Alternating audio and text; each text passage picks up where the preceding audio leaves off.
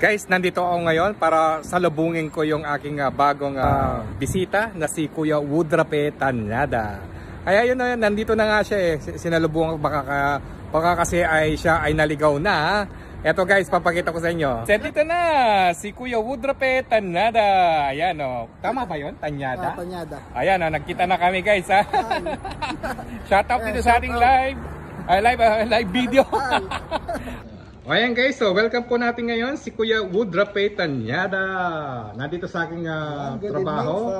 At sabi ko talaga, pinilit ko talaga siyang pumunta dito guys, no? Talagang kinukulit ko talaga yan para at least meron kaming magaganap na collaboration. Ang usapan alas 5 ng hapon. Filipino time. Guys, mega shoutout po sa inyo lahat. At welcome po dito sa aking collaboration with Sir Woodrape Tanyada. At shoutout po sa team Richard Sarno. Ayan na, di ba? Pogi! Yan, diba? Mr. Joboy. At least guys, meron kaming collaboration. Nagkita kami. Muntik pa maligaw. Muntik pa daw siya maligaw. Ang importante dito talaga, pinili ko talaga siya makapunta dito. Para at least, sabi niya, day off niya ngayon ng Monday.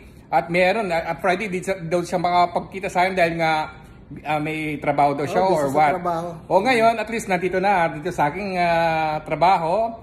Guys, sa mga follower ko, sa mga subscriber ko, sa mga kaibigan ko, ilalagay ko dito guys yung kanyang channel name, Woodrape Tanyada. Guys, pa-support naman po sa kanya. Ayan, nakita ko po talaga sa kanya na talagang pogi siya.